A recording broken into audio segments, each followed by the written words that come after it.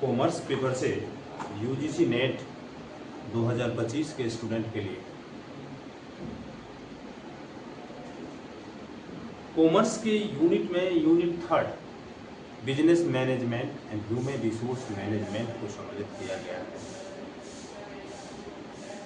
Business management,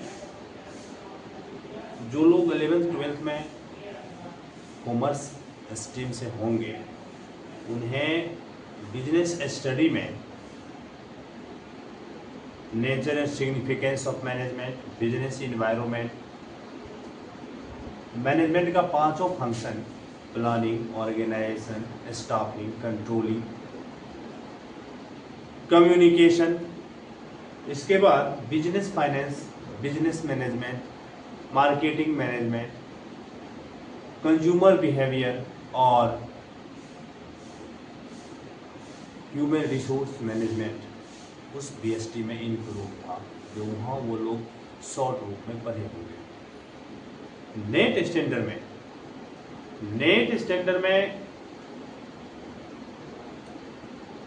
business management और human resource management को यहाँ यूनिट 3 में रखा है। बाकी बिजनेस फाइनेंस को अलग यूनिट में डाल दिया, फाइनेंस मैनेजमेंट को अलग यूनिट में डाल दिया, मार्केटिंग मैनेजमेंट को अलग यूनिट में डाल दिया गया है।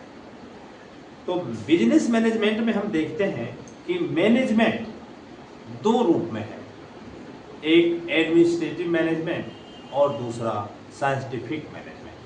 एडमिनिस्ट्रेटिव मैनेजमेंट जिनके फादर हेनरी फयोल हैं, और साइंटिफिक मैनेजमेंट जिनके फादर F.W. टेलर हैं। तो नेट स्टैंडर्ड पे एक क्वेश्चन रहता है कि एक तरफ राइटर का नाम, एक तरफ ईस्वी या उसका आविष्कार रहता है। आपको सही मैचिंग में टिक लगाना है कि किसका मैच सही है, और वही आपका सही आंसर माना जाता है। इस तरह का एक क्वेश्चन पूछता है, एक डायरेक्ट वे में पूछ देता है, सीधा 4 ऑप्शन है ABCD, 1-2 पॉइंट दे दिया, जैसे मानसिक क्रांति, मेंटल रिवैल्यूएशन बेस है साइंटिफिक मैनेजमेंट का, और फिर दूसरा साइंटिफिक मैनेजमेंट के फादर हैं F.W. टेलर। साइंटिफिक मैनेजमेंट के फादर हैं F.W. टेलर। एक पॉइंट नंबर A, दूसरा पॉइंट नंबर B।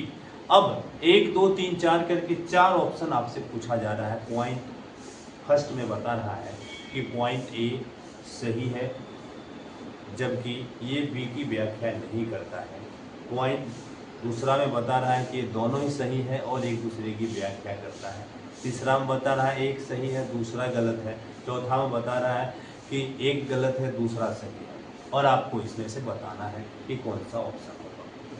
तो अभी हमने पूछा मानसिक क्रांति, मेंटल रिवैल्यूएशन साइंटिफिक मैनेजमेंट का बेस है, फिर बताए साइंटिफिक मैनेजमेंट के फादर F.W. टेलर है। यहाँ ये दोनों अपने अपने स्टेटमेंट में है, ये दोनों एक दूसरे के बारे में नहीं बता रहा है, इसीलिए जो ऑप्शन होगा कि कथन A एवं कथन B दोनों सही है और ये दोनों एक दूसरे का व्याख्या नहीं करता है, वो इसका आंसर होगा। इसी तरह मैनेजमेंट के फादर कौन है? मैनेजमेंट के फादर हेनरी फयोल हैं। फिर है अभिप्रेरण थ्योरी, मोटिवेशनल थ्योरी को कौन शुरुआत किए थे? मोटिवेशनल थ्योरी मास्लो के द्वारा दिया गया था। फिर है सुपरविजन किस चीज का तत्व है? सुपरविजन किस का तत्व है? तो डायरेक्शन का एक तत्व होता है सुपरविजन, या डायरेक्शन के तत्व में निम्न में से कौन शामिल है? अब ABC दे दिया, point number A supervision, point number B communication, point number C leadership, point number D all of these. आपको आंसर करना है ऑल ऑफ दीज। इस तरह से मैनेजमेंट पार्ट और ह्यूमन रिसोर्स मैनेजमेंट को ये यूजीसी नेट कॉमर्स पेपर वाले के यूनिट 3 में जो डाला है। अब ह्यूमन रिसोर्स मैनेजमेंट में बताया है ट्रेनिंग क्या है, रिक्रूटमेंट क्या है, सिलेक्शन क्या है, उसी में एडवर्टाइजमेंट क्या है।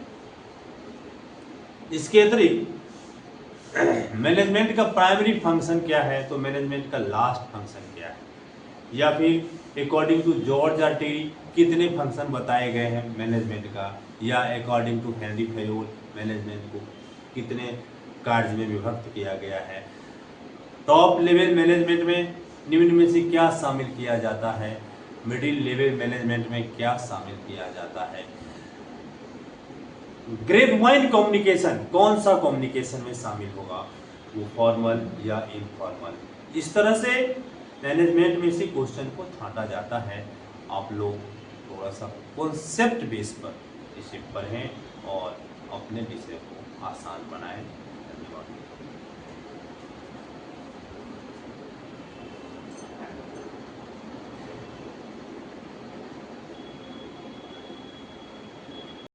रहना चाहिए इसको।